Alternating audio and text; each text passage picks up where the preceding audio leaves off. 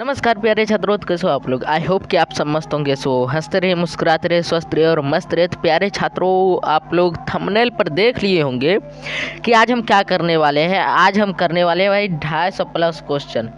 ठीक, 250 plus objective question का जो है आज हम लोग सोल्यूशन करने वाले हैं। तो चलो भाई सोल्यूशन करते हैं 250 प्लस क्वेश्चन का। ये 250 प्लस क्वेश्चन भाई आपके बोर्ड एग्जाम में यहाँ से क्वेश्चन आएंगे, इसलिए आप किसी भी बोर्ड से हो, यूपी बोर्ड हो, उससे पहले बता देते हैं बिहार बोर्ड से। ऑफिशियली ये वीडियो जो है बिहार बोर्ड के लिए बन रहा है, लेकिन आप किसी भी बोर्ड से हो, बिहार बोर्ड से हो या फिर यूपी बोर्ड से हो या फिर उत्तराखंड बोर्ड से हो या फिर आप हो झारखंड बोर्ड से, किसी भी बोर्ड से हो, तो आपको ये क्वेश्चन पढ़ना अनिवार्य है, क्योंकि यहाँ से जो है आपको क्वेश्चन टकराएंगे आपके एग्जाम में। तो चलिए भाई लोग स्टार्ट करते हैं, आप लोगों का ज़्यादा टाइम नहीं लेते हुए। और भाइयों, आप लोगों का स्वागत करते हैं पुनः आपके अपने यूट्यूब चैनल साइंस समाधान पे। ठीक, और साइंस समाधान पे आप जो है अपना जो भी आपको क्वेश्चन रहेगा आप कर सकते हैं, कोई टेंशन नहीं है, ये आपका अपना चैनल है। ठीक, तो चलिए भाई स्टार्ट करते हैं। क्यों ना फर्स्ट क्वेश्चन से स्टार्ट किया जाए।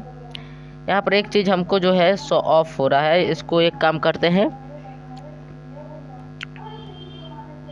इसी में रहने देते हैं। थोड़ा सा शो ऑफ ही होगा तो क्या हो जाएगा भाई, थोड़ा सा इसी में रहने देते हैं। चलो भाई देखते हैं क्वेश्चन देखो क्या कह रहा है।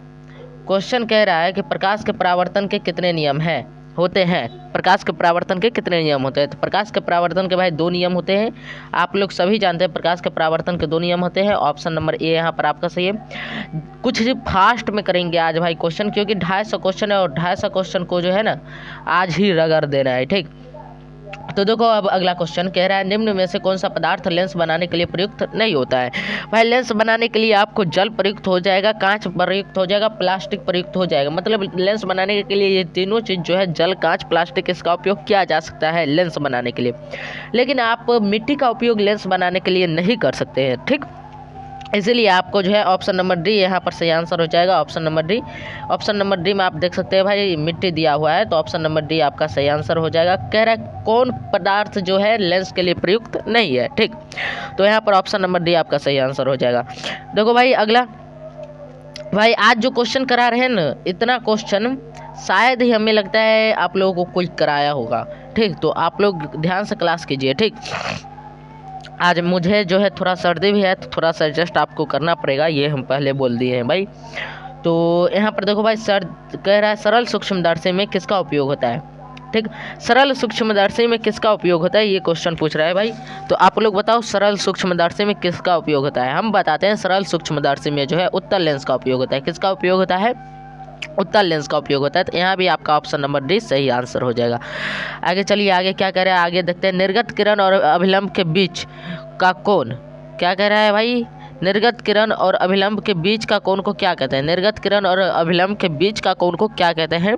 तो निर्गत किरण और अभिलंब के बीच के कोण को कहते हैं निर्गत कोण। कौन सा कोण कहते हैं भाई, निर्गत कोण कहते हैं। ठीक, निर्गत कोण कहिए इसको। ठीक, तो ऑप्शन नंबर बी यहाँ पर आपका सही आंसर हो जाएगा। ठीक, तो ऑप्शन नंबर बी आपका सही आंसर है। निर्गत कोण भी इसे कहते हैं, और इसे आप जो है ना निर्गत मतलब निकलने वाली किरण होती है। ठीक, तो जब किरण निकल रही होती है तो उस समय जो है प्रकाश का परावर्तन भी होता है। ठीक, तो उस समय प्रकाश का जो है परावर्तन भी होता है, तो इसे परावर्तन कोण भी कह सकते हैं। ठीक, तो ये दोनों आप क्लियर रखिएगा, निर्गत कोण और परावर्तन कोण। अगर ऑप्शन में निर्गत कोण दिया है, परावर्तन कोण नहीं दिया है, तो आप निर्गत कोण में आंसर लगेगा। अगर ऑप्शन में निर्गत कोण नहीं दिया है, परावर्तन कोण दिया है, तो आप परावर्तन कोण में आंसर लगाइएगा। ठीक, तो हम दोनों क्लियर कर दें, इसका आंसर बी और डी दोनों आंसर सही है। ठीक, तो अब चलो भाई चलते हैं नेक्स्ट क्वेश्चन पे। नेक्स्ट क्वेश्चन देखो क्या कह रहे हैं, किस दर्पण द्वारा प्रतिबिंब छोटा और सीधा बनता है। किस दर्पण द्वारा प्रतिबिंब जो है छोटा और सीधा बनता है, ये क्वेश्चन पूछ रहा है। तो भाई आप लोगों को बता दें, वो दर्पण होता है उत्तल दर्पण। उत्तल दर्पण में जो प्रतिबिंब बनता है वो छोटा बनता है। ठीक, और अवतल दर्पण में प्रतिबिंब आपका बड़ा बनेगा भाई।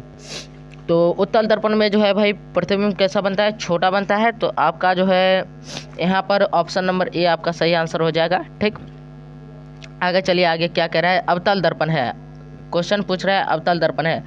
अवतल दर्पण अपसारी है कि अभिसारी है, या फिर दोनों तो भाई ये पहले कट आउट कर दो, ये दोनों कभी भी नहीं होगा, इनमें से कोई भी नहीं होगा। अब आपको बचा क्या, एग्जाम में अब आपको बचा क्या भाई, अब आपको बचा अपसारी अभिसारी। पहले ये मालूम कर लो कि अवतल दर्पण किसी भी प्रकाश किरण को अपसारित करता है या फिर अभिसारित करता है। तो अवतल दर्पण जो है प्यारे साथियों वो क्लियर कर लो, अवतल दर्पण जो है किसी भी प्रकाश किरण को अभिसारित करता है, ठीक। तो इसीलिए इस दर्पण को जो है प्यारे साथियों अभिसारी दर्पण भी कहा जाता है, ठीक। ये बात हमने पढ़ाया था। तो ऑप्शन नंबर बी आपका सही आंसर हो जाएगा, ठीक। आगे चलिए, अगला क्वेश्चन देखिए क्या कह रहा है। कह रहा है एक उत्तल लेंस होता है, उत्तल लेंस क्या कैसा होता है, सो पूछ रहा है। सभी जगह से समान मोटाई का, भाई सभी जगह समान मोटाई का तो ये तो समतल लेंस हो जाएगा, ठीक। सभी जगह समान मोटाई का रहेगा, समान मोटाई, ना उठा ना ऊबर खबर कुछ नहीं रहेगा, तो ये समतल लेंस हो जाएगा, ठीक। बीच के अपेक्षा किनारों पर मोटा, ये भाई अवतल लेंस हो जाएगा। बीच के अपेक्षा किनारों को मोटा जो होता है ना वो अवतल लेंस होता है, ठीक। तो किनारों की अपेक्षा बीच में मोटा, हाँ ये भाई ऑप्शन नंबर सी में आपका जो है ये सही आंसर हो जाएगा आपका, ठीक। तो ऑप्शन नंबर सी में आपका क्या कह रहा है भाई, किनारों की अपेक्षा जो है बीच में मोटा होना चाहिए, तो ये उत्तल लेंस का जो है कारण बनती है। तो ऑप्शन नंबर सी आपका सही आंसर हो जाएगा यहाँ पे। आगे चलिए क्या कह रहा है, उत्तल दर्पण से बना प्रतिबिंब होता है। उत्तल दर्पण से बना प्रतिबिंब कैसा होता है, ये क्वेश्चन पूछ रहा है भाई। तो बताते हैं, उत्तल दर्पण से बना प्रतिबिंब जो होता है भाई वो छोटा होता है, ठीक। एक तो छोटा हो गया, तो छोटा वाला ऑप्शन अब पहले कवर अप कर लूँ, छोटा वाला तो अब आवर्धित वाला तो कैंसिल आउट कर देंगे ना है, ठीक। तो हमको ऑप्शन नंबर ए और ऑप्शन नंबर सी में छोटा दिख रहा है, ठीक। ऑप्शन नंबर ए और ऑप्शन नंबर सी में अब क्लियर करो, वास्तविक होता है कि आभासी होता है। उत्तल दर्पण से बना प्रतिबिंब वास्तविक होता है कि आभासी होता है, ये अब क्लियर करो। तो आपको बता दें कि उत्तल दर्पण से बना प्रतिबिंब जो होता है प्यारे साथियों वो कैसा होता है भाई, उत्तल दर्पण से बना प्रतिबिंब काल्पनिक होता है, ठीक। कैसा होता है, काल्पनिक होता है, ठीक। तो यहाँ पर भाई ये ऑप्शन नंबर ए सही है, ठीक। तो ऑप्शन नंबर ए आपका सही आंसर हो जाएगा।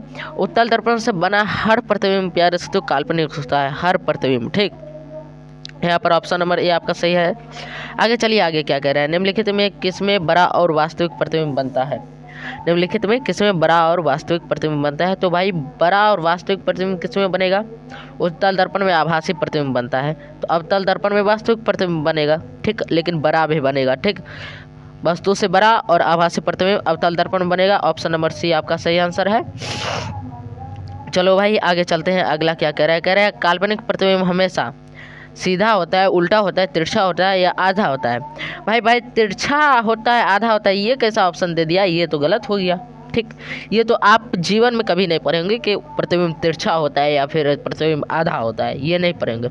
आप पढ़े होंगे एक सीधा होता है प्रतिबिंब, उल्टा होता है प्रतिबिंब। तो अब आपके पास ऑप्शन कितने बचे, 2। अब बताइए काल्पनिक प्रतिबिंब हमेशा कैसा होता है।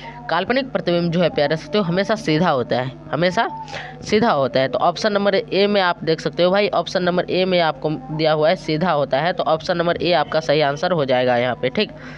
चलो भाई अब चलते हैं, अगला क्वेश्चन कह रहा है प्रकाश के परावर्तन के कितने नियम है। प्रकाश के परावर्तन के भाई 2 नियम है, ये बात शुरू में भी हमने पढ़ा।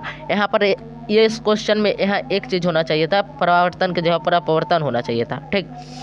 क्योंकि हमने परावर्तन वाली बात पढ़ ली, अपवर्तन के भी 2 नियम होते हैं और प्रकाश के परावर्तन के भी 2 नियम होते हैं, ये क्लियर कर लो, ठीक। आगे चलिए भाई चलते हैं, आगे देखते हैं क्या कह रहा है। कह रहा है किसी माध्यम में अपवर्तनांक का मान क्या होता है।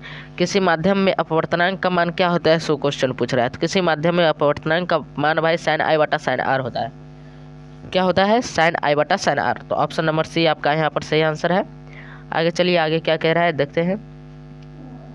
आगे कह रहा है गोलीय दर्पण में, 1 मिनट, क्या कह रहा है, गोलीय दर्पण में फोकसांतर तथा वक्रता त्रिज्या के बीच संबंध होता है। तो गोलीय दर्पण में फोकसांतर है मतलब फोकस के अंतर, और गोलीय दर्पण में भाई 2 फोकस होता है, ठीक। तो फोकस के अंतर को ही फोकसांतर कहते हैं, ठीक। गोलीय दर्पण में एक उत्तल दर्पण आता है, एक अवतल दर्पण। पूरा का पूरा गोलीय दर्पण जब रहेगा तो उसमें फोकसांतर होगा। तो फोकसांतर और वक्रता त्रिज्या के बीच संबंध होता है। तो R=2f कहिए, ठीक, या फिर F=r/2 कहिए, ठीक। ये दोनों सही होगा। तो R=2f यहाँ पर देख सकते हैं ऑप्शन नंबर बी में। ऑप्शन नंबर बी में आप देख रहे हैं R=2f, तो ऑप्शन नंबर बी यहाँ पर आपका सही आंसर हो जाएगा, ठीक। तो चलिए भाई चलते हैं अगला। यहाँ पर ये भी लिखाएगा भाई आर इजकल टू 2F होता है और F इजकल टू R/2 होता है। ये भाई सिद्ध भी करने के लिए आता है 2 नंबर वाले क्वेश्चन में, तो इसका भी सॉल्यूशन आ जाएगा, टेंशन मत लो। जो सब्सक्राइब नहीं किए हो भाई सब्सक्राइब कर लो, जो किए हो वो आराम से रहो। मॉडल पेपर चल रहा है, मॉडल पेपर में आपको आ जाएगा, टेंशन नहीं लेना है। ठीक, आगे चलिए चलते हैं। आगे क्या कह रहा है कि सरल सूक्ष्मदर्शी में किसका उपयोग होता है। भाई सरल सूक्ष्मदर्शी में किसका उपयोग होता है, ये क्वेश्चन फिर लगता है दोबारा आ गया भाई। सरल सूक्ष्मदर्शी में अभी कुछ देर पहले ही हमने बताया किसका उपयोग होता है, फिर आ गया। तो सरल सूक्ष्मदर्शी में हमने बताया उत्तल लेंस का उपयोग होता है, तो ऑप्शन नंबर डी आपका सही आंसर हो जाएगा। ठीक, आगे चलिए। आगे क्या कह रहा है कि किस दर्पण में हमेशा आभासी और छोटा प्रतिबिंब बनता है। किस दर्पण में हमेशा आभासी और छोटा प्रतिबिंब बनता है, इसको पूछ रहा है भाई। उत्तल दर्पण में आभासी और छोटा प्रतिबिंब हमेशा बनता है। ठीक, तो ऑप्शन नंबर बी आपका सही आंसर हो जाएगा। ठीक, ऑप्शन नंबर बी। अभी कुछ देर पहले भी इस पर हमने चर्चा किया था इस पर, तो ऑप्शन नंबर बी आपका सही आंसर हो जाएगा। चलो भाई आगे चलते हैं, आगे देखते हैं। थोड़ा सा बैकग्राउंड साउंड आ रहा होगा, थोड़ा सा ही, तो जस्ट थोड़ा सा। ठीक, कह रहा है अवतल दर्पण का आवर्धन m कितना होता है। अवतल दर्पण का आवर्धन m इक्वल टू होता है -v/u। क्या होता है भाई, -v/u। तो हम याद करो यही ना होता है भाई, नहीं सॉरी, उत्तल दर्पण का -v/u अवतल दर्पण का होता है। यहाँ अवतल लेंस पूछा है, थोड़ा सा मिस्टेक, यहाँ अवतल लेंस पूछा है, तो अवतल लेंस है तो v/u होगा। ठीक, और यही अवतल लेंस की जगह पर अवतल दर्पण रहता ना भाई, अवतल दर्पण, तो उस टाइम हो जाता भाई, अवतल दर्पण के जगह पर हो जाता -v/u। क्या हो जाता भाई, -v/u हो जाता। ठीक, तो ये सब क्लियर करके रखो। आगे चलते हैं, आगे देखिए क्या कह रहा है कि 1 मीटर फोकस दूरी वाले उत्तल लेंस की क्षमता क्या होगी। 1 मीटर फोकस दूरी वाले उत्तल लेंस की क्षमता पूछ रहा है भाई। तो 1 मीटर फोकस दूरी वाले उत्तल लेंस की क्षमता होती है 1 डायोप्टर। क्या होता है, 1 डायोप्टर। तो ऑप्शन नंबर आपका यहाँ पर ए सही हो जाएगा, तो ऑप्शन नंबर ए आपका सही आंसर है। ठीक, आगे चलिए, आगे क्या कह रहा है। अगला क्वेश्चन कह रहा है कि किस दर्पण में वस्तु बड़ा और वास्तविक प्रतिबिंब बनता है। किस दर्पण में वस्तु बड़ा और वास्तविक प्रतिबिंब बनता है, तो ये अवतल दर्पण होता है। कौन सा दर्पण होता है भाई, अवतल दर्पण होता है। ऑप्शन नंबर सी में आप देख सकते हैं, अवतल दर्पण। आगे चलिए भाई, आगे क्या कह रहा है, अगला क्वेश्चन देखते हैं। कह रहा है किसी अवतल दर्पण द्वारा काल्पनिक सीधा तथा आवर्धित प्रतिबिंब बनता है जब वस्तु कहाँ पर स्थित होते हैं। अब ये क्वेश्चन पूछ दिया, वस्तु अब कहाँ पर स्थित है कि उसका प्रतिबिंब जो है अवतल दर्पण में काल्पनिक होना चाहिए, सीधा भी होना चाहिए, साथ साथ आवर्धित प्रतिबिंब भी बनना चाहिए। ठीक, तो वस्तु जो है वो वस्तु ध्रुव तथा फोकस के बीच होना चाहिए, ध्रुव भी। इस टाइप से अवतल दर्पण बनता है। ठीक, तो ये ध्रुव, यहाँ जो होता है ध्रुव होता है, जहाँ पर ये दर्पण में कटआउट हो रहा है ये ध्रुव होता है। ठीक, और आपको जो मिलेगा फोकस, ठीक, फोकस मिलेगा, यहाँ पर आपका केंद्र हो जाता है। ठीक, और यहाँ पर आपका फोकस हो जाएगा। ठीक, इसके आधा आधे पर। ठीक, तो ये फोकस और ध्रुव पी, फोकस और ध्रुव पी के बीच यहाँ पर ध्रुव होता है। ठीक, तो ध्रुव पी के बीच जो है कहीं भी वस्तु रखेंगे फोकस और ध्रुव के बीच, मान के चलिए यहाँ हम वस्तु रख रहे हैं यहाँ पर, तो इसका प्रतिबिंब सीधा काल्पनिक तथा आवर्तित प्रतिबिंब बनेगा। ठीक, तो हमें लगता है आप लोग क्लियर समझ गए होंगे। तो ऑप्शन नंबर यहाँ पर देखो भाई बी, ऑप्शन नंबर बी यहाँ पर इस क्वेश्चन का आंसर हो जाएगा, ऑप्शन नंबर बी। तो ऑप्शन नंबर बी आपका सही आंसर है। आगे चलिए, आगे देखते हैं क्या कह रहा है। कह रहा है किस दर्पण द्वारा प्रतिबिंब सीधा और एवं छोटा होता है। किस दर्पण द्वारा प्रतिबिंब सीधा एवं छोटा होता है, ये क्वेश्चन पूछ रहा है भाई। तो वो प्रतिबिंब, उस दर्पण का जो प्रतिबिंब होता है ना, जो जिस दर्पण से प्रतिबिंब सीधा और छोटा होता है, वो देखो भाई उत्तल दर्पण में सीधा प्रतिबिंब बनेगा। ठीक, सीधा प्रतिबिंब भी बनता है उत्तल दर्पण में, ऐसा नहीं है। जैसे आप देखते हैं कि साइड मिरर के रूप में वाहनों में जो है उत्तल दर्पण लगाया जाता है, तो सीधा प्रतिबिंब बनाता है ना भाई, सीधा बनाता है लेकिन छोटा भी बनाता है। ठीक, तो यहाँ पर ऑप्शन नंबर ए आपका सही आंसर हो जाएगा। ठीक, आगे चलिए, आगे क्या कह रहा है। अगला क्वेश्चन कह रहा है 21 नंबर कि चला गया भाई, क्वेश्चन कट गया, 1 मिनट रुक जा। यही आज जो है थोड़ा सा परेशानी है, कारण है कि PDF के रूप में सेव नहीं किए और टाइम भी आपकी क्लास का हो गया था, इसलिए ऐसा हो रहा है। देखिए कह रहा है एक अवतल दर्पण की फोकस दूरी 10 सेंटीमीटर है, तो उसकी वक्रता त्रिज्या क्या होगी। एक अवतल दर्पण की फोकस दूरी कितनी है भाई, 10 सेंटीमीटर। अब इसकी वक्रता त्रिज्या पूछ रहा है। ठीक, तो भाई वक्रता फोकस दूरी वक्रता त्रिज्या r पूछ रहा है ना, तो F equal to r/2, sorry यहाँ बताते हैं, r इक्वल टू अभी कुछ देर पहले हमने बताया F/2, sorry 2F, r equal to 2F बताया ना अभी कुछ देर पहले। 1 मिनट रुक जाओ, आर इजकल टू कुछ देर पहले 2f हमने बताया, यानी कि f इजकल टू r/2। हमको क्या कह रहा है निकालने के लिए, r निकालने के लिए कह रहा है त्रिज्या वक्रता, त्रिज्या कह रहा है निकालने के 10 सेंटीमीटर हमको फोकस दूरी दिया हुआ है, तो 2 गुना 10 कीजिए इजकल टू में आ जाएगा आपको 20 सेंटीमीटर। ठीक, तो 20 सेंटीमीटर आपका ऑप्शन नंबर डी में है, तो ऑप्शन नंबर डी आपका सही आंसर हो जाएगा। ठीक, तो चलो भाई ऑप्शन नंबर डी यहाँ पर आपका सही आंसर है, ऑप्शन नंबर डी। ठीक, तो चलो भाई ये क्लियर हो गया। आगे चलिए, आगे क्या कह रहा है, कह रहा है प्रत्येक लेंस दो वक्रता केंद्र होने के क्या कारण है। प्रत्येक लेंस के दो वक्रता केंद्र होने के क्या कारण है भाई। लेंस में जो होता है दोनों तरफ से जो है दर्पण, जब दोनों तरफ से दर्पण को एक साथ मिक्स किया जाता है, दो दर्पण को, और दो एक ही दर्पण को चाहे अलग अलग दर्पण को एक साथ मिक्स करेंगे तो वो लेंस बन जाता है। ठीक, वो क्या बन जाता है भाई, लेंस बन जाता है। तो लेंस में जो होता है दो वक्र सतह होते हैं। कितने वक्र सतह होते हैं, दो वक्र सतह होते हैं। ठीक, लेंस में दो वक्र सतह होते हैं, इसी की वजह से जो है लेंस में जो है दो वक्रता केंद्र होता है। ठीक, लेंस जब भी बनता है, जैसे उत्तल लेंस लेंगे तो इस टाइप से बनेगा, अवतल लेंस लेंगे तो इस टाइप से बनेगा भाई अवतल लेंस। यहाँ पर थोड़ा सा जो है हमें ऊपर में थोड़ा ज़्यादा ही हो गया, इतना ही रहना चाहिए। अवतल लेंस इस प्रकार से बनेगा। तो इसलिए भाई देखो दो वक्र सतह हो रहा है। ठीक, इसी की वजह से जो है फोकस दूरी भी दो होती है। ठीक, और वक्रता केंद्र भी दो होता है, वक्रता त्रिज्या भी दो होती है। तो यहाँ पर ऑप्शन नंबर ए में आप देख सकते हैं भाई, ऑप्शन नंबर ए इसका जो है सही आंसर हो जाएगा, ऑप्शन नंबर ए। ठीक, तो आगे चलिए भाई, आगे चलते हैं। अगला क्वेश्चन क्या कह रहा है, अगला क्वेश्चन देखते हैं।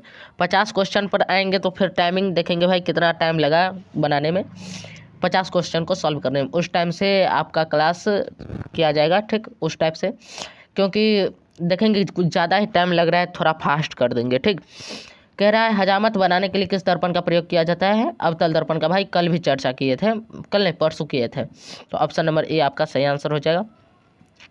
आगे चलिए क्या कह रहा है, वक्रता त्रिज्या और फोकस दूरी के बीच का क्या संबंध है, r/2, r/2। ये गलत है भाई, f/r/2, option number C, option number C में आप देख सकते हैं भाई f/r/2 दिया हुआ है, r/2, तो ऑप्शन नंबर सी आपका सही आंसर है। आगे चलिए, आगे क्या कह रहा है, आगे क्या कह रहा है, दो वक्रीय, भाई सर्दी से हालत खराब है। कह रहा है दो वक्रीय पृष्ठों से घिरे ठोस माध्यम को क्या कहते हैं। दो वक्रों से, वक्रों होना चाहिए भाई, दो वक्रों, भाई दो वक्र से घिरे ठोस माध्यम को कहते हैं भाई उत्तर गोलीय लेंस। क्या कहेंगे भाई, गोलीय लेंस कहेंगे। ठीक, तो ऑप्शन नंबर बी आपका सही आंसर हो जाएगा, ऑप्शन नंबर बी। भाई आज तो हालत ख़राब हो गया है मेरा, क्या करें, फिर भी कराना है भाई आप लोगों को। चलो भाई अब चलते हैं नेक्स्ट क्वेश्चन पे। कह रहा है लेंस की क्षमता क्या होती है। लेंस की क्षमता होती है, क्या होती है भाई, लेंस की क्षमता आपको प्यारे साथियों पूछ रहा है क्या, पी, लेंस की क्षमता पी इजकल टू पूछ रहा है। तो लेंस की क्षमता पी इजकल टू क्या है, बताओ फटाफट से। लेंस की क्षमता पी इजकल टू होता है 1/f। क्या होता है भाई, 1/f। ठीक, तो ये फोकस दूरी क्या हो गया, व्युत्क्रम हो गया। ठीक, उल्टा हो गया, तो फोकस दूरी का उल्टा हो गया, तो 1/f फोकस दूरी के व्युत्क्रम होता है। ठीक, तो ऑप्शन नंबर सी। ठीक, आगे चलिए भाई, आगे क्या कह रहा है, कह रहा है रोगियों के नाक कान गले आदि की जांच के लिए डॉक्टर किस दर्पण का उपयोग करते हैं। तो यहाँ पर अवतल दर्पण का उपयोग होता है। किस दर्पण का उपयोग होता है भाई, अवतल दर्पण का उपयोग होता है नाक कान गला आदि की जांच के। ये वाला हम परसों इस टॉपिक पर चर्चा किए थे, तो ऑप्शन नंबर सी आपका सही आंसर है। आगे बढ़िए, क्या कह रहे हैं, सोलर कुकर में प्रयोग किया जाता है। सोलर कुकर में क्या चीज़ का प्रयोग किया जाता है, ये क्वेश्चन पूछ रहा है। तो सोलर कुकर में भाई लोग बता दें आप लोगों को, अवतल दर्पण का उपयोग किया जाता है। किसका उपयोग किया जाता है, अवतल दर्पण का उपयोग किया जाता है। ये सूर्य के रोशनी में इसे जो है इसमें खाना बनाया जाता है। ठीक, सोलर कुकर में, तो ऑप्शन नंबर ए आपका सही आंसर हो गया। हालांकि ये क्वेश्चन अभी तक पूछा नहीं है। अगला क्वेश्चन कह रहा है उत्तल लेंस द्वारा काल्पनिक प्रतिबिंब बनता है जब बिंब कहाँ पर होता है, मतलब वस्तु कहाँ पर होता है। बिंब मतलब यहाँ चर्चा वस्तु की हो रही है। तो उत्तल लेंस द्वारा काल्पनिक प्रतिबिंब बनता है जब वस्तु कहाँ होती है भाई, फोकसांतर से कम दूरी पर रहता है। ठीक, यानी कि उत्तल लेंस जैसे ये है। ठीक, ये अब तो उत्तल हो गया भाई। एक कहानी बताते हैं, जब हम गए थे एक म्यूजियम में गए थे, हो रहा है 4-5 दिन, मतलब जिस टाइम हमारा एग्जाम नहीं चल रहा था उस टाइम, तो उस टाइम हम गए थे म्यूजियम में, हमको न अवतलोत्तल दर्पण मिला। कैसा दर्पण मिला भाई, अवतलोत्तल दर्पण। उस दर्पण में क्या हो रहा था बताते हैं। इस टाइप से वो दर्पण था। ठीक, इस टाइप से बना हुआ था, एस की तरह बना हुआ था दर्पण, इस टाइप से था। नहीं हो रहा है भाई, ऐसे था दर्पण ऐसे। तो हम लोग जब उस दर्पण के पास गए म्यूजियम में, जैसे हम लोग यहाँ पर मान के चलो ये हम लोग हैं, ठीक, ये हम लोग हैं, हम लोग आराम से गए, 3-4 लड़के थे। तो गए, तो जब हम लोग इस दर्पण के पास आए तो हमें क्या हुआ, प्रतीत हुआ मालूम है, हम लोग यहाँ थे दर्पण से कुछ पीछे हट करके, तो हमें यहाँ पर छोटा प्रतिबिंब देखने को मिल रहा था, ठीक।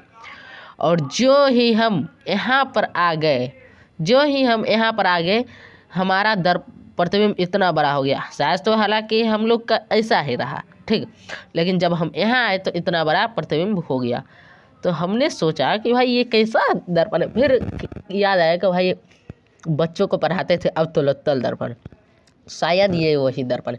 भाई मेरे लाइफ में पहली बार ऐसा हम दर्पण देखे थे। आप भी कभी म्यूजियम आ जाओगे तो आपको ऐसा दर्पण देखने को मिलेगा, ठीक। तो यहाँ पर उत्तल लेंस द्वारा काल्पनिक प्रतिबिंब बनता है जब, अब इस टाइम वस्तु कहाँ पर रहना चाहिए, फोकसांतर से कम दूरी पर रहना चाहिए, तब जो है काल्पनिक प्रतिबिंब बनेगा, ठीक। ये क्लियर कर दिए। ऑप्शन नंबर सी आप सॉरी डी आपका सही आंसर है। अब आगे चलते हैं, देखते हैं आगे क्या है। अगला क्वेश्चन कह रहा है भाई, कह रहा है उत्तल लेंस, ओह क्वेश्चन कट गया भाई, हाँ, कह रहा है उत्तल लेंस से बना प्रतिबिंब होता है। भाई कितना बार ये क्वेश्चन पूछोगे, उत्तल लेंस से बना प्रतिबिंब होता है, उत्तल लेंस से बना प्रतिबिंब होता है, वास्तविक और उल्टा होता है, ठीक। सॉरी, उत्तल लेंस से बना प्रतिबिंब आपको जो है आभासी और उल्टा होगा, काल्पनिक और उल्टा। ऑप्शन नंबर सी आपका सही आंसर है, ठीक। चलिए भाई चलते हैं आगे। कह रहा है किस दर्पण की फोकस दूरी धनात्मक होती है, किस दर्पण की फोकस दूरी धनात्मक होती है। यहाँ पर एक चीज़ और गौर करना भाई, उत्तल लेंस से बना प्रतिबिंब पूछ रहा है तो यहाँ काल्पनिक और उल्टा होगा, ठीक। और उत्तल दर्पण से पूछता तब वास्तविक और सीधा होता, ठीक, वास्तविक और सीधा होता। तो आप गौर कीजिएगा, यहाँ उत्तल लेंस से पूछ रहा है, ठीक, उत्तल लेंस से पूछ रहा है तो वास्तविक और उल्टा होगा, और वास्तविक और काल्पनिक और उल्टा दोनों होगा, ठीक। तो आप इस बात पर गौर कीजिएगा। आगे चलिए क्या कह रहा है कि किस दर्पण की फोकस दूरी धनात्मक होती है, किस दर्पण की फोकस दूरी धनात्मक होती है, ये क्वेश्चन पूछ रहा है। भाई उत्तल दर्पण की फोकस दूरी जो है धनात्मक होगी। समतल दर्पण की फोकस दूरी, समतल दर्पण की फोकस दूरी तो भाई अनंत हो जाती है। इसमें बात है, इस ये गोलीय नहीं बनता है तो इसका केंद्र भी नहीं बन पाता है समतल दर्पण का, ठीक। तो ये क्वेश्चन भी आ सकता है कि किस दर्पण की फोकस दूरी जो है अनंत होती है, तो समतल दर्पण की फोकस दूरी अनंत होगी। यहाँ पूछ रहा है किस दर्पण की फोकस दूरी धनात्मक होती है, तो ऑप्शन नंबर सी में आप देख सकते हैं उत्तल दर्पण, ठीक। तो उत्तल दर्पण की फोकस दूरी जो है धनात्मक होती है। चलो भाई अगला क्वेश्चन देखते हैं। 31 नंबर कह रहा है गोलीय दर्पण, क्या कह रहा है भाई, कह रहा है गोलीय दर्पण के ध्रुव और फोकस के बीच की दूरी को क्या कहते हैं। गोलीय दर्पण के ध्रुव और फोकस के बीच की दूरी कहते हैं भाई फोकस दूरी, क्या कहते हैं, फोकस दूरी, या फिर कहिए इसको फोकसांतर, क्या कहेंगे भाई, फोकसांतर, ठीक। तो ऑप्शन नंबर डी आपका सही आंसर हो जाएगा। चलिए भाई आगे चलते हैं। कह रहा है काल्पनिक प्रतिबिंब हमेशा क्या होता है, काल्पनिक प्रतिबिंब हमेशा कैसा होता है, उल्टा होता है या फिर सीधा होता है या फिर तिरछा होता है, आधा होता है। भाई ये क्वेश्चन अभी ऊपर में ही हमने बताया था, तो इसको आप फिर एक बार देख लीजिए, इसको आप खुद से बना लीजिएगा, ठीक, सेल्फ डू योर सेल्फ, क्योंकि टाइम इस पर बर्बाद हमें करना नहीं आता है। जो बता दिए उसको छोड़ के आगे बढ़ेंगे। अब क्या करें, किसी वस्तु से आवर्धित प्रतिबिंब बनता है, किसी वस्तु से आवर्धित प्रतिबिंब, सॉरी, किसी वस्तु से आवर्धित प्रतिबिंब बनता है, किसी वस्तु का यहाँ होना चाहिए, किसी वस्तु का आवर्धित प्रतिबिंब बनता है किस दर्पण से, ठीक। तो किसी भी वस्तु का आवर्धित प्रतिबिंब बनेगा तो वो दर्पण रहेगा भाई अवतल दर्पण। कैसा, कौन सा दर्पण रहेगा, अवतल दर्पण। ऑप्शन नंबर ए आपका सही आंसर है। इससे रिलेटेड क्वेश्चन अभी ऊपर हम किए थे, ठीक। आगे चलेंगे, आगे क्या कह रहा है, कह रहा है 34 नंबर क्वेश्चन, समतल दर्पण, क्या कह रहा है, समतल दर्पण द्वारा बना प्रतिबिंब हमेशा कैसा होता है, समतल दर्पण द्वारा बना प्रतिबिंब हमेशा भाई वास्तविक होता है, ठीक। कैसा होता है, वास्तविक होता है। तो 34 नंबर क्वेश्चन को देख लो भाई, 34 नंबर क्वेश्चन का कौन सा ऑप्शन, नंबर सी, सॉरी, काल्पनिक होता है। भाई समतल दर्पण में तो हम अपना चेहरा सेम टू सेम देखते हैं, यहाँ पर काल्पनिक नहीं भाई, ऑप्शन नंबर ए ही सही होगा, वास्तविक होता है, सेम टू सेम देखते हैं, ऑप्शन नंबर ए। हाँ भाई समझ गए, चेहरा हम अपना सेम टू सेम देखते हैं, लेकिन अगर कोई अक्षर आप लिख करके, जैसे आर आप लिख करके देते हैं, समतल दर्पण के सामने रखेंगे तो उल्टा बनता है, इसका मतलब काल्पनिक प्रतिबिंब बनता है, ठीक। तो समतल दर्पण द्वारा बना प्रतिबिंब हमेशा काल्पनिक होता है, ऑप्शन नंबर सी, ठीक। अब आ गया ख्याल, समझ आ गया। चलो भाई आगे लेंस सूत्र क्या होता है, लेंस सूत्र क्या होता है भाई, 1/v plus 1/u equal to 1/f। Option number A में आप देख सकते हैं, ऑप्शन नंबर ए आपका सही आंसर है। ठीक प्यारे साथियों, तो यहाँ पर आप लोग क्लियर हो गया होगा, ऑप्शन नंबर ए में आपका सही आंसर है। ठीक, चलो भाई अब चलते हैं नेक्स्ट क्वेश्चन पे, देखते हैं। नेक्स्ट क्वेश्चन कह रहा है प्रकाश का अपवर्तन कितने नियम है। भाई इसको हम क्लियर कर चुके हैं, इसलिए आगे चलो। कह रहा है एक गोलीय दर्पण की वक्रता त्रिज्या है 28 सेंटीमीटर, इसकी फोकस दूरी एफ इक्वल टू r/2 हमने बताया था। त्रिज्या दिया हुआ है कितना भाई 28, तो 28/2 14 हो जाएगा। कितना हो जाएगा भाई 14, क्योंकि 14 मरतबे यहाँ पर कैंसिल आउट हो जाएगा, 14 सेंटीमीटर इसका आंसर हो जाएगा। ऑप्शन नंबर में आप डी में देख सकते हो, ऑप्शन नंबर डी आपका सही आंसर है। आगे चलिए, आगे क्या कह रहा है, एक गोलीय दर्पण की वक्रता त्रिज्या 50 सेंटीमीटर है, इसकी फोकस दूरी होगी। भाई गोलीय दर्पण की वक्रता त्रिज्या कितनी है 50 सेंटीमीटर, ये आप खुद से सॉल्व करना। कोई कौन फोकस दूरी पूछ रहा है, r/2 लिख दो। ठीक, आराम से 50/2, ठीक 25 हो गया, 25 सेंटीमीटर यहाँ पर आपका सही आंसर हो गया। ठीक, तो ऑप्शन नंबर ए आप देख सकते हैं, ऑप्शन नंबर ए आपका सही आंसर है। आगे चलिए क्या कह रहा है, एक गोलीय दर्पण की फोकस दूरी 100 सेंटीमीटर है, इसकी वक्रता त्रिज्या क्या होगी। भाई आप लोग सॉल्व कीजिएगा। अगला क्वेश्चन क्या कह रहा है, 10 सेंटीमीटर फोकस दूरी अवतल दर्पण के सामने 20 सेंटीमीटर की दूरी पर रखा प्रतिबिंब का प्रतिबिंब कहाँ बनेगा। भाई 10 सेंटीमीटर फोकस दूरी वाले अवतल दर्पण के सामने 20 सेंटीमीटर की दूरी पर क्या कर रहा है, वस्तु रख रहा है। देखो भाई फोकस दूरी 10 सेंटीमीटर है, 20 सेंटीमीटर पर इसका केंद्र हो जाएगा, क्या हो जाएगा भाई, इसका केंद्र हो जाएगा 20 सेंटीमीटर पर। ठीक, तो 20 सेंटीमीटर पर इसका केंद्र हो जाएगा, तो अगर अवतल दर्पण में केंद्र पर हम, ठीक अवतल दर्पण में अगर हम केंद्र पर रखेंगे किसी भी वस्तु को, तो उसका प्रतिबिंब केंद्र पर ही बनेगा। ठीक, ये क्लियर रखो, केंद्र पर किसी भी अवतल दर्पण में अगर हम केंद्र पर किसी वस्तु को रख रहे हैं तो उसका प्रतिबिंब केंद्र पर ही बनेगा, ये क्लियर रखो भाई, इसमें कोई भी डाउट नहीं होना चाहिए, वक्रता केंद्र पर ही बनेगा। ऑप्शन नंबर ए आपका सही आंसर है। ठीक, आगे चलिए, आगे क्या कह रहा है, कह रहा है एक गोलीय दर्पण, क्या कह रहा है, एक गोलीय दर्पण से 5 सेंटीमीटर की दूरी पर रखे बिंब का प्रतिबिंब दर्पण से 30 सेंटीमीटर की दूरी पर की ओर बनता है। एक गोलीय दर्पण के जो है 5 सेंटीमीटर दूरी पर रखे बिंब का प्रतिबिंब 30 सेंटीमीटर की दूरी पर बनता है। ठीक, तो कह रहा है जिस ओर बिंब है उसका आवर्धन क्या होगा, ये क्वेश्चन पूछ रहा है। ठीक, तो आप देखो भाई गोलीय दर्पण पर प्रतिबिंब बन रहा है बहुत 30 सेंटीमीटर दूरी पर बन रहा है, लेकिन उसी की ओर बन रहा है, दर्पण की ओर बन रहा है। ठीक, तो इसका जो है प्यारे साथियों आपको सोल्यूशन कैसे करना पड़ेगा, पहले 30/5 कर दो। ठीक, ये हो गया भाई 30/5 अब कर लिए। ठीक, इसके बाद आपको क्या करना है भाई, माइनस लगा दो, क्योंकि इसके सामने जब दिखेगा तो वो उल्टा दिखेगा। ठीक, कैसा दिखेगा, उल्टा दिखेगा। कह रहे उसी की ओर बनता है, मतलब दर्पण की ओर बनता है तो उल्टा दिखेगा, तो माइनस लगा दो। अब 5 कम 5 6 30 मतलब -6 आ गया, तो ऑप्शन नंबर आपका बी सही आंसर हो जाएगा। ठीक, तो ऑप्शन नंबर बी में आप देख सकते हैं -6, तो ऑप्शन नंबर बी आपका सही आंसर है। चलिए चलते हैं नेक्स्ट क्वेश्चन पे, कह रहा है प्रकाश तरंग का उदाहरण है। प्रकाश तरंग का उदाहरण पूछ रहा है भाई, प्रकाश तरंग का उदाहरण क्या होता है बताओ फटाफट से। प्रकाश तरंग का उदाहरण होता है परावैंगनिक तरंग। क्या परावैंगनिक तरंग, रेडियो तरंग प्रकाश तरंग का उदाहरण नहीं है, ये वायु तरंग का उदाहरण है। विद्युत चुंबकीय तरंग भी उसी से आएगा, ध्वनि तरंग भी उसी से आएगा, लेकिन परावैंगनिक तरंग जो होता है ये परावैंगनिक किरण से आता है। ठीक, तो आपको जो है प्रकाश तरंग का ये उदाहरण हो जाता है, ऑप्शन नंबर डी आपका सही आंसर हो जाएगा। आगे चलिए क्या कह रहे हैं, एक लेंस की क्षमता -5D है, तो इसकी फोकस दूरी क्या है। अब बताओ लेंस की क्षमता का सूत्र क्या होता है भाई, P = 1/f। ठीक, लेंस की क्षमता -5 है, 1/f, तो यहाँ इसकी जो है फोकस दूरी पूछ रही है। ठीक, फोकस दूरी पूछ रही है, तो फोकस दूरी क्या हो जाएगी भाई, फोकस दूरी हो जाएगी इसकी, बताओ फटाफट से।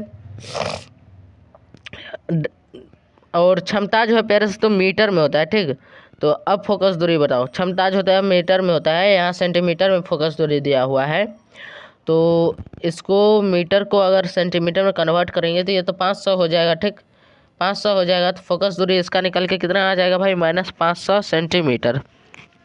लेकिन -500 आ रहा है तो ऊपर में तो एक भी तो है, एक भी तो है भाई ऊपर में, तो अच्छे से देख करके बताओ भाई फिर से। P = 1/f। ठीक, P का मान -5 दिया हुआ है, तो 1/f।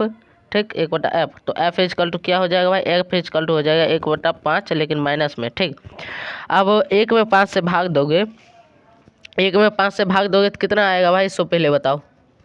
1 में 1 में 5 से भाग दोगे तो आपको कितना आ जाएगा, पहले तो 0 ठीक, और 5 दूना 10, 0.20, तो 0.20 सेंटीमीटर, लेकिन माइनस में होगा। कैसे, किस में होगा, माइनस में होगा।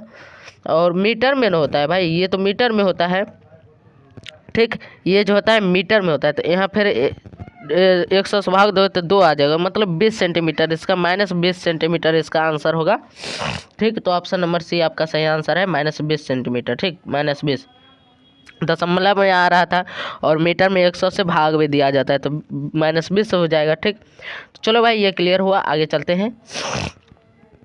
आगे क्या कह रहा है, गोलीय दर्पण जो अंदर की तरफ वक्रित हो उसे क्या कहते हैं भाई, जो अंदर की तरफ वक्रित होगा गोलीय दर्पण वो अवतल दर्पण हो जाएगा, ठीक। तो ऑप्शन नंबर बी आपका सही आंसर हो जाएगा, ठीक। आगे चलिए भाई, आगे चलते हैं। क्या कह रहा है, एक लेंस की क्षमता 4 डायऑप्टर है, निम्नलिखित में क्या होगा, मतलब कह रहा है इसकी फोकस दूरी क्या होगा, ठीक। तो आपको क्षमता का सूत्र बता दिए, P = 1/f, ठीक। P दिया हुआ है 4 डायऑप्टर, तो 1/f। अब 1/f आएगा तो F = क्या आ जाएगा भाई, F = आ जाएगा भाई 1/4, तो 4 से आप भाग देंगे तो 0.25 क्या हो जाएगा भाई, 1/4। F = आया 1/4, तो यहाँ पर हमको आ रहा है 0.25, ये मीटर है, 0.25 मीटर फोकस दूरी वाला अवतल दर्पण, उत्तल दर्पण। भाई पहले अब ये क्लियर करो, हमको प्लस में आ रहा है तो ये प्लस वाला आ रहा है, तो ये माइनस में नहीं आ रहा है, प्लस में आ रहा है। प्लस में कैसा होता है भाई, उत्तल दर्पण होता है, अवतल दर्पण होता है, ये क्लियर करो। प्लस में भाई अवतल दर्पण होता है, सॉरी उत्तल दर्पण होता है। तो ऑप्शन नंबर डी आपका सही आंसर हो जाएगा। ऑप्शन नंबर डी में आप देख सकते हैं, ऑप्शन नंबर डी आपका सही आंसर हो जाएगा, ठीक। अब चलिए भाई चलते हैं नेक्स्ट क्वेश्चन पे। अगला क्वेश्चन देखो भाई, अगला क्वेश्चन क्या कह रहा है, कह रहा है गोलीय दर्पण का परावर्तक पृष्ठ वक्रित हो सकता है। गोलीय दर्पण है, ठीक है भाई, गोलीय दर्पण है, ठीक। गोलीय दर्पण है, इसका परावर्तक पृष्ठ कह रहा है वक्रित हो सकता है, मतलब किस वक्रित हो सकता है, अंदर की ओर बाहर की ओर दोनों तरफ। भाई गोलीय दर्पण देखो, गोलीय दर्पण है तो ये अंदर की ओर भी वक्रित हो सकता है और बाहर की ओर भी वक्रित हो सकता है, ठीक। तो ये दोनों दर्पण का उपयोग बनेगा। तो ऑप्शन नंबर सी आप देख सकते हैं दोनों तरफ, तो ऑप्शन नंबर सी आपका सही आंसर हो जाएगा। आगे चलते हैं, कह रहा है एक उत्तल लेंस की फोकस दूरी 20 सेंटीमीटर लेंस की क्षमता होगी। भाई उत्तल लेंस की फोकस दूरी कितनी है, 20 सेंटीमीटर, कितनी है भाई, 20 सेंटीमीटर, इसकी लेंस की क्षमता पूछ रही है। तो क्षमता इक्वल टू क्या दिया हुआ है भाई, 1/f ये सूत्र होता है, ठीक। तो अब आप क्या कीजिएगा, लेंस की क्षमता निकाल लीजिएगा, ठीक। 1/20 कीजिए, अब आपको निकल के आ जाएगा डायऑप्टर में, ठीक। चूँकि 20 सेंटीमीटर है तो आप यहाँ गुना में 100 देंगे, ठीक। तो 20 कम भी 20 5 100, तो यहाँ पर आ जाएगा आपको 5 डायऑप्टर, ठीक। उत्तल लेंस है तो प्लस में, तो +5 डायऑप्टर, ऑप्शन नंबर ए आप देख सकते हैं, ठीक। ऑप्शन नंबर ए आपका सही आंसर हो जाएगा, ठीक। प्यारे साथियों चलिए भाई आगे चलते हैं। 48 नंबर क्वेश्चन क्या कह रहा है, कह रहा है किस लेंस को अपसारी लेंस कहा जाता है। भाई अवतल लेंस को अपसारी लेंस, उत्तल लेंस को अपसारी लेंस, ठीक। उत्तल लेंस को कौन सा लेंस कहा जाएगा भाई, अपसारी लेंस। ऑप्शन नंबर, सॉरी अवतल लेंस को अपसारी लेंस, यहाँ भी हम भी कंफ्यूज हो गए। देखो अवतल लेंस को जो है ना अपसारी लेंस कहा जाएगा, क्योंकि अवतल लेंस को अपसारी लेंस और अवतल दर्पण को अभिसारी दर्पण, ठीक। ये क्लियर रखना भाई, अवतल लेंस को अपसारी लेंस और अवतल दर्पण को अभिसारी दर्पण, ठीक। तो ऑप्शन नंबर बी आपका सही आंसर हो जाएगा। चलो भाई अब चलते हैं नेक्स्ट क्वेश्चन पे। क्या कह रहा है, किस लेंस को अभिसारी लेंस भी कहा जाता है। यहाँ पर उत्तल लेंस हो जाएगा, यहाँ पर कौन सा लेंस हो जाएगा भाई, उत्तल लेंस हो जाएगा। तो ऑप्शन नंबर ए सही आंसर हो जाएगा। चलो भाई चलते हैं नेक्स्ट क्वेश्चन पे, देखते हैं क्या कह रहा है। नेक्स्ट क्वेश्चन देखो भाई क्या कह रहा है, कह रहा है गोलीय दर्पण के परावर्तक पृष्ठ के वृत्ताकार सीमा रेखा का व्यास क्या कहलाता है। गोलीय दर्पण का परावर्तक पृष्ठ की सीमा रेखा जो होता है, वो वृत्ताकार का जो सीमा रेखा होता है व्यास क्या कहलाता है, वो गोलीय दर्पण का जो है ना अक्ष कहलाता है, प्रधान अक्ष, ठीक। गोलीय दर्पण का प्रधान अक्ष कहलाता है। ऑप्शन नंबर सी में आप देख सकते हैं गोलीय दर्पण का प्रधान अक्ष, ठीक। तो ऑप्शन नंबर सी आपका सही आंसर हो जाएगा यहाँ पे, प्रधान अक्ष, ठीक। आगे चलिए क्या कह रहा है, प्रकाशिक माध्यम कितने प्रकार के होते हैं। प्रकाशिक माध्यम कितने प्रकार के होते हैं। भाई ये क्वेश्चन आज तक ना हमने पढ़ा है और आपको भी नहीं पढ़ाया है, तो भाई इसको कैंसिल आउट करो, ये क्वेश्चन कहीं और से टपक पड़ा। ये क्वेश्चन देखो, वो गोलीय दर्पण जो बाहर की तरफ वक्रित हो कहलाता है। गोलीय दर्पण जो बाहर की तरफ वक्रित होता है वो क्या कहलाता है, वह दर्पण प्यारे साथियों जो बाहर की तरफ वक्रित होता है वो अवतल दर्पण कहलाता है। कौन सा दर्पण कहलाता है, अब सॉरी उत्तल दर्पण कहलाता है। बाहर की तरफ वक्रित उत्तल दर्पण, तो ऑप्शन नंबर बी आपका सही आंसर है। ऑप्शन नंबर बी, अंदर की तरफ जो रहता है वो अवतल दर्पण, ठीक, ये अवतल दर्पण, और बाहर की तरफ जो रहता है वो अतल दर्पण, ठीक। तो यहाँ पर ऑप्शन नंबर बी आपका सही आंसर हो जाएगा, उत्तल दर्पण। चलिए भाई चलते हैं आगे। क्या कह रहा है कि गोलीय दर्पण के परावर्तन पृष्ठ केंद्र को दर्पण का कहा जाता है। दर्पण का परावर्तक पृष्ठ केंद्र को दर्पण का ध्रुव कहा जाता है। क्या कहा जाता है भाई? ध्रुव, ठीक। तो ऑप्शन नंबर बी आपका सही आंसर हो जाएगा, ठीक। ऑप्शन नंबर बी आपका सही आंसर हो गया। आगे चलिए, कह रहा है किस लेंस को आभासी लेंस भी कहा जाता है। आभासी मतलब काल्पनिक लेंस, ठीक। तो किस लेंस को आभासी लेंस भी कहा जाता है, ये क्वेश्चन पूछ रहा है। तो उत्तर लेंस को भाई आभासी लेंस कहा जाता है। यहाँ आभासी नहीं होना चाहिए था, यहाँ होना चाहिए था भाई अभिसारी। क्या होना चाहिए था? अभिसारी लेंस कहा जाता है, ठीक। तो ऑप्शन नंबर बी में आप देख सकते हैं उत्तल लेंस को अभिसारी लेंस कहा जाता है, और वही उत्तल दर्पण को अपसारी दर्पण कहा जाता है, ये क्लियर रखना।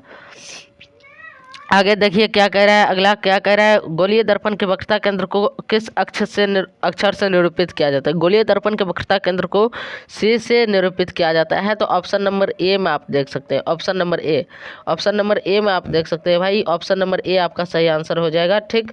तो ऑप्शन नंबर ए आपका सही आंसर है, ऑप्शन नंबर ए। चलो भाई अब चलते हैं आगे। अगला क्वेश्चन कह रहा है अवतल दर्पण की फोकस दूरी होती है। भाई अवतल दर्पण की फोकस दूरी कैसी होती है? ऋणात्मक होती है, धनात्मक होती है, कि शून्य होती है, ये बताओ। इनमें से कोई नहीं वाला ये आंसर ऑप्शन तो पहले काट देना भाई, ये सही नहीं होगा, ठीक। इसके बाद अवतल दर्पण की फोकस दूरी कैसी होती है सो बताओ, ऋणात्मक कि धनात्मक? शून्य भी नहीं होगा। अब आया ऋणात्मक धनात्मक, तो अब बताओ इसका जो अवतल दर्पण की फोकस दूरी होता है वो होता है ऋणात्मक। देखा भाई सर्दी से हालत ख़राब है, सॉरी भाई, 1 मिनट रुक जाओ। चलो भाई चलते हैं नेक्स्ट क्वेश्चन पे। ये तो हो गया ऑप्शन नंबर बी 56 का। 57 नंबर क्वेश्चन पर चलते हैं भाई। 57 नंबर क्वेश्चन देखते हैं क्या कह रहा है। 57 नंबर क्वेश्चन कह रहा है उत्तल दर्पण की फोकस दूरी होती है। भाई उत्तल दर्पण की फोकस दूरी धनात्मक होती है, ऑप्शन नंबर ए आपका सही आंसर हो जाएगा। आगे चलिए क्या कह रहा है, तालाब में जल कम गहरा दिखाई देने का कारण है प्रकाश का अपवर्तन, ठीक। प्रकाश का अपवर्तन, ऑप्शन नंबर बी आपका सही आंसर है। आगे चलिए क्या कह रहा है, गोलीय दर्पण के ध्रुव तथा वक्रता त्रिज्या से गुजरने वाली रेखा को क्या कहते हैं? गोलीय दर्पण के ध्रुव तथा वक्रता त्रिज्या से गुजरने वाली रेखा को कहते हैं भाई मुख्य अक्ष। क्या कहते हैं? मुख्य अक्ष, ठीक। तो ऑप्शन नंबर भाई डी आपका सही आंसर हो जाएगा, ऑप्शन नंबर डी। अब अगला क्वेश्चन देखिए, टॉर्च में किस दर्पण का प्रयोग किया जाता है? टॉर्च में किस दर्पण का प्रयोग किया जाता है ये पूछ रहा है भाई। टॉर्च वाला बताए थे ना हम उदाहरण दे करके, ख्याल है? टॉर्च में अवतल दर्पण का उपयोग किया जाता है, ऑप्शन नंबर सी, ठीक। चलो भाई अब चलते हैं आगे। आगे क्या कह रहा है, वाहनों के हेडलाइट में किस दर्पण का उपयोग किया जाता है? उत्तल दर्पण का उपयोग किया जाता है, अवतल दर्पण का। किसका? अवतल दर्पण का। अवतल दर्पण का उपयोग किया जाता है, ऑप्शन नंबर सी। ये वाला भी हमने बताया था, क्लियर कर दिया था। आगे चलिए क्या कह रहा है, 62 नंबर क्वेश्चन, वाहनों के साइड मिरर के रूप में किस दर्पण का उपयोग किया जाता है? अवतल दर्पण का, ऑप्शन नंबर सी, ठीक। यहाँ भी आप गलती कर दिए भाई, वाहनों के साइड मिरर में कह रहा है, वाहनों के साइड मिरर में भाई उत्तल दर्पण का उपयोग किया जाता है, ऑप्शन नंबर बी होगा, option number B. Option number B आपका सही आंसर है, सॉरी फॉर। अगला कह रहा है लेंस के कितने वक्रता केंद्र होता है? भाई 2 वक्रता केंद्र होगा लेंस में वक्रता केंद्र 2 होगा, तो ऑप्शन नंबर बी। चलो भाई ये भी क्लियर। अगला चलते हैं 64 नंबर, लेंस के कितने फोकस होते हैं? 2 फोकस होते हैं लेंस में, ठीक। Option number B. चलिए भाई अगला क्वेश्चन, आवर्धन का एसआई मात्रक है। आवर्धन का एसआई मात्रक, भाई आवर्धन का एसआई मात्रक होता है? पहले बताओ तो, आवर्धन का कोई एसआई मात्रक नहीं होता है। आवर्धन का कोई एसआई मात्रक नहीं होता है, तो option number D, option number D आपका सही आंसर हो जाएगा। आगे चलिए, आगे क्या कह रहा है, 66 नंबर क्वेश्चन कह रहा है कि लेंस की क्षमता का एसआई मात्रक है। लेंस की क्षमता पी यानी कि पी होता है, तो इसका एसआई मात्रक भाई डायोप्टर होता है। क्या होता है भाई? डायोप्टर होता है, ठीक। तो डायोप्टर होता है, डायोप्टर जिसको हम डी से लिखते हैं, ठीक। किससे लिखते हैं भाई? डी से लिखते हैं डायोप्टर। तो ऑप्शन नंबर में बी में देख सकते हो भाई, बी में, ऑप्शन नंबर बी में डायोप्ट्रे दिया हुआ है, डायोप्टर होता है, ठीक। प्रकाश गमन करती है, प्रकाश भाई सीधी रेखा में गमन करती है, टेढ़ी रेखा में गमन नहीं करती है, प्रकाश सीधी रेखा में गमन करती है, ऑप्शन नंबर सी। अगला क्वेश्चन देखो भाई, अगला क्वेश्चन पर चलते हैं। अगला क्वेश्चन क्या करे, उत्तल लेंस होता है, उत्तल लेंस होता है भाई। उत्तल लेंस क्या होता है? उत्तल लेंस जो होता है अभिसारी लेंस होता है, अभी जस्ट हमने आपको क्लियर किया। ठीक। उत्तल लेंस अभिसारी लेंस होता है, तो ऑप्शन नंबर ए आपका सही आंसर है। ठीक, आगे चलिए, आगे क्या करें, आवर्धन को किस अल्फ़ाबेट से दर्शाया जाता है? आवर्धन को किस अल्फ़ाबेट से दर्शाया जाता है? एम से दर्शाया जाता है भाई। एम इजकल टू भी बटा यू पढ़ते हैं, और माइनस भी बटा यू भी पढ़ते हैं, प्लस माइनस से उसको पढ़ते हैं, प्लस माइनस भी बटा यू। आगे चलिए, क्या करें, प्रतिबिंब की दूरी को दर्शाया जाता है। प्रतिबिंब की दूरी को दर्शाया जाता है, ये क्वेश्चन पूछ रहा है भाई। प्रतिबिंब की दूरी को जो है प्यारे साथियों भी से दर्शाया जाता है। किससे दर्शाया जाता है? भी से। तो ऑप्शन नंबर बी में आप देख सकते हैं। ठीक, तो ऑप्शन नंबर बी, भी से। ठीक, आगे चलिए, आगे क्या कह रहा है, वस्तु की दूरी को दर्शाया जाता है यू से। ऑप्शन नंबर ए आपका सही आंसर है। आगे चलिए, प्रकाश की किरणों के समूह को क्या कहते हैं? प्रकाश पुंज। क्या कहते हैं भाई? प्रकाश पुंज। प्रकाश की किरणों के समूह को कहते हैं प्रकाश पुंज। ठीक, option number C, option number C. चलो भाई, नेक्स्ट क्वेश्चन पे कह रहा है, तैलीय कागज होता है। तैलीय कागज कैसा होता है भाई? अर्ध पारदर्शक होता है। ऑप्शन नंबर बी आपका सही आंसर है। अब चलिए आगे, समतल दर्पण की फोकस दूरी होती है। समतल दर्पण की फोकस दूरी कैसी होती है भाई? अनंत होती है। अभी कुछ शुरू में हमने बताया था, इस क्वेश्चन टॉपिक पर चर्चा किया था, तो ऑप्शन नंबर डी आपका सही आंसर है।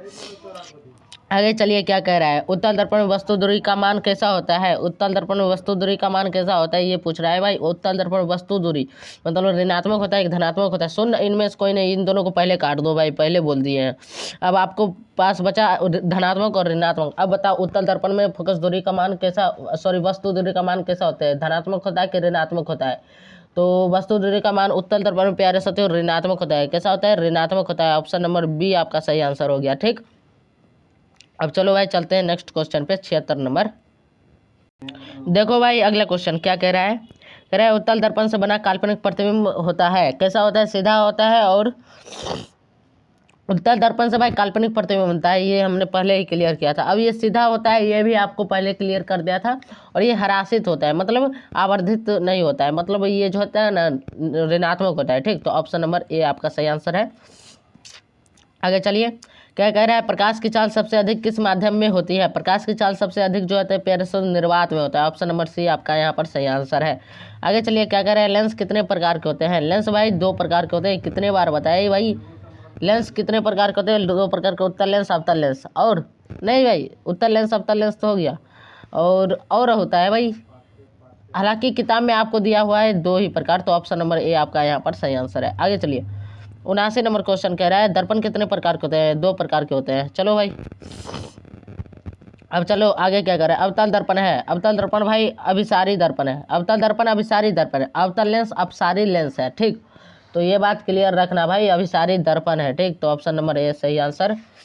आगे चलो, श्वेत प्रकाश में कितने वर्ण होते हैं? कितने रंग होते हैं श्वेत प्रकाश में? श्वेत प्रकाश में भाई 7 रंग होते हैं। कितने रंग होते हैं? 7 रंग। ऑप्शन नंबर डी आपका सही आंसर हो जाएगा यहाँ पर भाई। अब यहाँ से जो है ना ऑप्शन हम लिखना ही भूल गए थे, अब क्या बताएं, तबीयत जो खराब है ना, ऑप्शन लिखना ही भूल गए थे। फिर भी चलो, जो है सो है ही। क्या करें, अगला क्वेश्चन, मानव नेत्र किसकी तरह कार्य करता है? मानव नेत्र भाई कैमरा की तरह कार्य करता है। किसकी तरह कार्य करता है? कैमरा की तरह कार्य करता है। तो ऑप्शन नंबर सी आपका सही आंसर है। ठीक, आगे चलिए, आगे चलते हैं। कह रहे हैं, मानव नेत्र पुतली की साइज को कौन नियंत्रित करता है? मानव नेत्र पुतली की साइज को जो नियंत्रित करता है वो पक्षमाभी पेशियाँ होता है। क्या होता है भाई? पक्षमाभी पेशियाँ होता है। ठीक, तो ऑप्शन नंबर ए आपका सही आंसर हो जाएगा। सॉरी, परितारिका होता है, परितारिका। तो ऑप्शन नंबर बी आपका सही आंसर हो जाएगा। ठीक, ऑप्शन नंबर बी। अगला चलिए चलते हैं, 84 नंबर, प्रिज्म से गुजरने वाले सूर्य के प्रकाश की किरणें विभिन्न वर्गों में बांटी जाती है क्योंकि प्रिज्म की दो सतहों का किरणों का अपवर्तन होता है। भाई अपवर्तन तो नहीं होता है, सॉरी, अपवर्तन होता है, लेकिन विभिन्न रंगों की किरणों का विचलन भिन्न भिन्न होता है। ठीक, इसके वजह से जो है प्यारे साथियों सूर्य के प्रकाश जो है 7 रंगों में बट जाती है। ठीक, प्रिज्म से गुजरने के बाद सूर्य का प्रकाश 7 रंगों में बट जाती है। किस कारण? तो विभिन्न रंगों का किरणों का विचलन भिन्न भिन्न हो जाता है। ठीक, तो ऑप्शन नंबर डी आपका सही आंसर हो जाएगा। आगे चलिए, आगे क्या कह रहा है, मानव नेत्र में किस प्रकार का लेंस होता है? मानव नेत्र में भाई उत्तल लेंस होता है। ऑप्शन नंबर बी आपका यहाँ पर सही आंसर हो जाएगा। ठीक, यहाँ तक हमें लगता है आप लोग क्लियर होगा। 100 क्वेश्चन तक तो करेंगे भाई, चाहे जितना भी सर्दी खांसी कुछ भी आ जाए, 100 क्वेश्चन तक तो कम से कम करेंगे। आगे देखिए क्या कह रहा है, अभिनेत्र लेंस की फोकस दूरी में परिवर्तन किसके द्वारा किया जाता है? अभिनेत्र लेंस में फोकस दूरी किसके द्वारा किया जाता है भाई? अभिनेत्र लेंस में फोकस दूरी जो नियंत्रित किया जाता है, फोकस दूरी परिवर्तन किया जाता है, वो पक्षमाभी द्वारा किया जाता है, पक्षमाभी द्वारा। ठीक, तो ऑप्शन नंबर सी आपका सही आंसर है। आगे चलिए क्या कह रहा है, प्रकाश के किस वर्ण के लिए तरंगदैर्ध्य अधिकतम होता है? प्रकाश के लाल रंग के लिए जो होता है तरंगदैर्ध्य अधिक होता है। ठीक, किस रंग के लिए? लाल रंग के लिए। तो ऑप्शन नंबर ए आपका यहाँ पर सही आंसर हो जाएगा। चलो भाई अब चलते हैं नेक्स्ट क्वेश्चन पे, देखते हैं क्या है। कह रहे हैं मानव नेत्र में प्रवेश करने वाली प्रकाश की मात्रा को नियंत्रित करती है पुतली। कौन नियंत्रित करती है? पुतली। तो ऑप्शन नंबर ए आपका सही आंसर है। ठीक, आगे चलिए, आगे क्या कह रहे हैं, 89 नंबर क्वेश्चन। जो नेत्र की निकट वस्तु को साफ साफ जो नेत्र निकट की वस्तु को साफ साफ नहीं देख सकता, उस नेत्र में कौन सा रोग होता है? भाई जो नेत्र निकट की वस्तु को साफ साफ नहीं देख पाता है, उस नेत्र में दूरदृष्टि दोष होता है। ठीक, कौन सा दोष? दूरदृष्टि दोष होता है। ऑप्शन नंबर ए आपका सही आंसर है। 90 नंबर क्वेश्चन पर चलो भाई। 90 नंबर क्वेश्चन क्या कह रहा है, मानव नेत्र के किस भाग पर वस्तु का प्रतिबिंब बनता है? रेटिना पर। कहाँ पर भाई? रेटिना पर। ऑप्शन नंबर सी आपका सही आंसर है। ठीक, आगे चलिए भाई, आगे क्या कह रहा है, सामान्य नेत्र के लिए दूरबिंदु क्या होता है? 25 सेंटीमीटर। 25 सेंटीमीटर होता है। सॉरी, सामान्य नेत्र के लिए दूरबिंदु पूछ रहा है ना, दूरबिंदु होता है अनंत, दूरबिंदु अनंत। ठीक, ऑप्शन नंबर डी। और न्यूनतम बिंदु 25 सेंटीमीटर होता है। ठीक, आगे चलो भाई, आज तो हालत मेरा खराब हो गया भाई सर्दी से। फिर 100 क्वेश्चन कर लेते हैं और 100 के बाद नेक्स्ट डे देखेंगे। भाई सर्दी ही उतना हो गया है, क्या करें, हालत खराब कर दिया है सर्दी मेरा। चलो भाई चलते हैं 92 नंबर क्वेश्चन पर। कह रहा है टिंडल प्रभाव प्रकाश की किस परिघटना को प्रकाशित करता है? टिंडल प्रभाव प्रकाश की किस घटना को प्रदर्शित करता है, मतलब किस घटना को दिखाता है टिंडल प्रभाव, ये क्वेश्चन पूछ रहा है। ठीक, तो टिंडल प्रभाव जो होता है प्यारे साथियों, वो प्रकाश का प्रकीर्णन को दिखाता है। ठीक, तो ऑप्शन नंबर डी में आप देख सकते हैं प्रकाश का प्रकीर्णन। ऑप्शन नंबर डी में आप देख सकते हैं क्या भाई, प्रकाश का प्रकीर्णन। ऑप्शन नंबर डी में। ठीक, तो प्रकाश के प्रकीर्णन को दिखाता है टिंडल प्रभाव। आगे चलेंगे, आगे क्या कह रहा है, निकट दृष्टि दोष वाला व्यक्ति साफ साफ देख सकता है। निकट दृष्टि दोष वाला व्यक्ति प्यारे साथियों निकट की चीज़ों को साफ साफ देख सकता है और दूर की चीज़ों को नहीं देख सकता है। सॉरी, यहाँ पर कुछ हम मिस्टेक कर रहे हैं। निकट दृष्टि दोष वाला जो है प्यारे साथियों, निकट की वस्तुओं को अच्छी तरह देख सकते हैं। हाँ, क्लियर बोल रहे थे। ऑप्शन नंबर डी में मिल गया। तो निकट की वस्तुओं को, निकट दृष्टि दोष वाला प्यारे साथियों निकट की वस्तु को साफ साफ देख सकता है, लेकिन दूर की वस्तु को नहीं देख सकता है। तो ऑप्शन नंबर डी आपका सही आंसर है। ठीक, तो आप सॉरी डी, हाँ, तो ऑप्शन नंबर डी आपका सही आंसर है। आगे चलेंगे भाई, आगे क्या कह रहा है, अगला क्वेश्चन कह रहा है प्रिज्म से निकलने के बाद श्वेत प्रकाश जो है, श्वेत किरणें जो है क्यों 7 रंग में विभक्त हो जाती है? तो वह क्यों हो जाती है? क्योंकि श्वेत प्रकाश जो है 7 रंगों का मिश्रण है। ठीक, सूर्य का श्वेत प्रकाश 7 रंगों का मिश्रण होता है। ठीक, इसीलिए जो है ये 7 रंगों में बट जाती है। तो ऑप्शन नंबर ए में आप देख सकते हैं। ठीक, आगे चलेंगे, अगला क्या कह रहा है कि निम्नांकित चित्र क्या सूचित करता है? अब चित्र तो दिया हुआ नहीं है भाई, तो इसको अब 0 लड्डू दे करके आगे बढ़ो। आगे चलते हैं, क्या कह रहा है अगला क्वेश्चन कह रहा है कि खतरे के संकेत का प्रकाश किस रंग का होता है? खतरे का संकेत प्रकाश किस रंग का होता है भाई? खतरे का संकेत लाल रंग का होता है। ऑप्शन नंबर डी आपका सही आंसर है। आगे बढ़ेंगे, आगे क्या कह रहा है, 97 नंबर क्वेश्चन है, मानव नेत्र किसकी तरह व्यवहार करते हैं? भाई मानव नेत्र भाई किसकी तरह व्यवहार करती है, ये क्वेश्चन पूछ दिया भाई। तो मानव नेत्र में लगा होता है उत्तल लेंस, तो उत्तल लेंस की तरह व्यवहार करेगा। ठीक, तो ऑप्शन नंबर बी में आप, मानव नेत्र में उत्तल लेंस कोई इंसान नहीं लगाता है, ये ऊपर से भगवान ही लगा करके भेजता है। ठीक, आगे देखिए क्या कह रहा है, सामान्य नेत्र के रेटिना पर बनने वाला प्रतिबिंब कैसा होता है? सामान्य नेत्र के रेटिना पर बनने वाला प्रतिबिंब कैसा होता है, ये क्वेश्चन पूछ रहा है। तो सामान्य नेत्र में जो रेटिना पर प्रतिबिंब बनता है वो होता है क्या प्यारे साथियों, वो होता है वास्तविक और उल्टा। लेकिन हमारा जो मस्तिष्क होता है, ठीक, उसको सीधा करके देखता है। ठीक, तो यहाँ पर हमारा ऑप्शन नंबर सी आपका सही आंसर है। ठीक, आपका 99 नंबर क्वेश्चन क्या कह रहा है, समान आँख के लिए स्पष्ट दर्शन की न्यूनतम दूरी क्या होती है? 25 सेंटीमीटर। ऑप्शन नंबर डी में आप देख सकते हैं 25 सेंटीमीटर। ठीक, आगे चलिए, 100 नंबर क्वेश्चन देखिए, कह रहा है स्पेक्ट्रम प्राप्त करने के लिए किसका उपयोग किया जाता है? स्पेक्ट्रम प्राप्त करने के लिए भाई प्रिज्म का उपयोग किया जाता है। किसका? प्रिज्म का। तो ऑप्शन नंबर डी यहाँ पर आपका सही आंसर हो जाएगा। भाई 1 मिनट रुक जाओ प्यारे साथियों, फिर मिलते हैं नेक्स्ट क्लास में। आपको एक चीज़ बता देते हैं, आपको इसका PDF इसके नीचे जो डिस्क्रिप्शन में टेलीग्राम या फिर व्हाट्सएप होगा, कुछ कहीं पर आप जुड़ जाइए, टेलीग्राम या फिर व्हाट्सएप, वहाँ पर जो है इसका आपको लिंक मिल जाएगा। ठीक, आपको वहाँ पर इसका लिंक मिल जाएगा और आप लोग वहाँ पर ज्वाइन हो जाइएगा। ठीक, तो चलिए प्यारे साथियों, तबीयत थोड़ा सही नहीं है तो इसलिए मिलते हैं कल के क्लास में, देखते हैं कल क्या रहता है, हमारा शरीर में क्या चलता है। ठीक, तो प्यारे साथियों मिलते हैं कल, तब तक के लिए हंसते रहे, मुस्कुराते रहे, स्वस्थ रहे और मस्त रहे। जय हिंद, जय भारत।